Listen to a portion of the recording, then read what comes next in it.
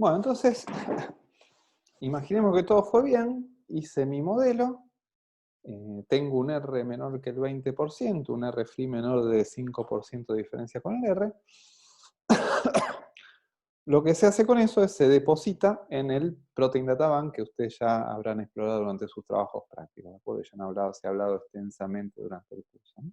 Entonces, se ponen los datos en el databank y no se deposita solamente el modelo, pero también se depositan los datos experimentales, los factores de estructura. De forma que uno puede, si desea, otro investigador, agarrar los datos y refinarlo, ver si el modelado que se hizo sobre la resolución de esta estructura cristalina es correcta o no es correcta.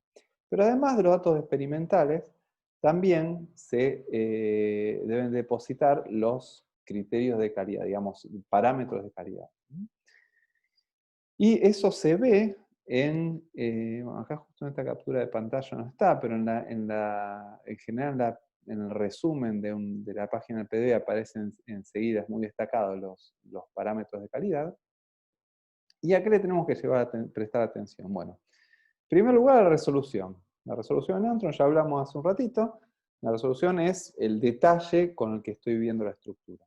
Si tengo una estructura que está, una estructura criptográfica está resuelta con una resolución menor a 3 Angstrom, o sea, una resolución más burda que 3 Angstrom, y las cadenas laterales van a ser cualquiera, ¿de acuerdo? Eso no es bueno. Si es alta, cuanto más alta la resolución es mejor, cuanto más chiquitito sea la separación entre los puntitos que veo, es mejor. El factor R, ¿de acuerdo? Hablamos hace unos minutitos del factor R, cuanto menor mejor. El factor R tiene que estar en lo posible debajo del 20%. El R free, que es la diferencia entre el R de los datos usados y el R de los datos no usados, no tiene que diferenciarse de más del 5% del R. De hecho, si se diferencia mucho es malo, y si se diferencia muy poco, también es potencialmente malo. ¿Por qué? Porque si el R free es muy bajo, quiere decir que no es tan free. ¿No? Digamos, quiere decir que los datos, idealmente para el R free se sacan datos al azar, y por ahí si los datos que sacaron por alguna razón tienen guardan un tipo de simetría, es probable que se estén utilizando datos redundantes y el R no sea tan free como se quiere, y eso por ahí no es una buena idea. Y finalmente, cuando se hace el ajuste del modelo, cuando se hace el ajuste del modelo, uno tiene parámetros que son de los ángulos que resultan de la posición de las densidades electrónicas, respecto, digamos, la desviación de los ángulos y las longitudes que resultan de la posición de la densidad electrónica respecto de las ideales. Si el RMC, la desviación de estos enlaces, de los ángulos de los enlaces, respecto del ideal es muy alto, quiere decir que el modelo está mal, que puse densidad electrónica donde no van y que se deformó por alguna razón. Y si es muy bajo, quiere decir que estoy sobreajustando, que estoy metiendo más información que yo me imagino que es, que lo que en realidad me está diciendo la estructura.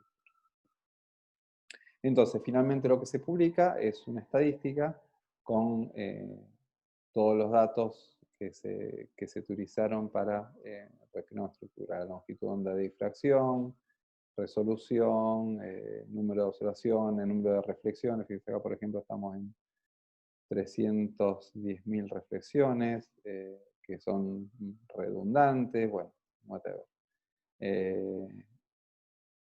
Bueno, entonces en general cuando vean una estructura publicada van a tener que encontrar en la publicación una tabla de los datos importantes para la publicación. Bueno, entonces vamos a resumir un poco toda esta clase de parte experimental y de cristalografía, de resolución de estructura de proteínas por cristalografía de rayos X.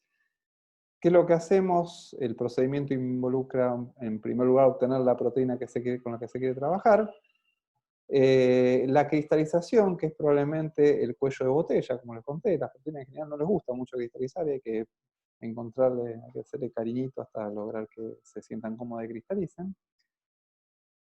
Una vez que los cristales se juntan mucho y se va a hacer experimento de difracción, normalmente a sincrotrones. Se evalúan los datos, se resuelve el problema de las fases por alguno de los métodos, reemplazo isomorfo, dispersión anómala o reemplazo molecular, y con los datos y la fase se calcula la densidad electrónica. Con esta densidad electrónica se la interpreta, ¿sí? Y se hacen ciclos de refinamiento, de construcción de modelo y refinamiento, que me dan el resultado final. Ese resultado final lo valido y lo deposito en el PDB. Y bueno, y para cerrar, una cita de uno de los dos premios Nobel que resolvieron la primera, o que contribuyeron a la resolución de la primera estructura de proteína a fines de los 50, Max Perutz y John Kendrew. Bueno, Max Perutz decía, ¿por qué el agua hierve a 100 y el metano a menos 161? ¿Por qué la sangre es roja y el pasto es verde? Bla, bla, bla, bla. La respuesta a todas estas cuestiones, en el fondo, surgen del análisis estructural. Bueno, con esto terminamos lo que es cristalografía. Les dejo lo que pueden consultar de bibliografía, aparte de estas transparencias y demás.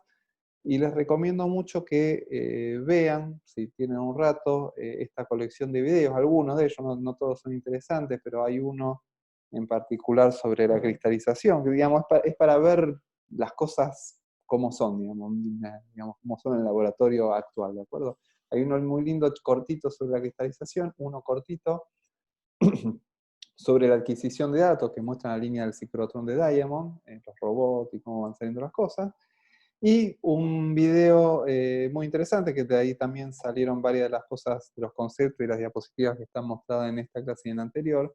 Es más o menos largo, pero la verdad que es recomendable.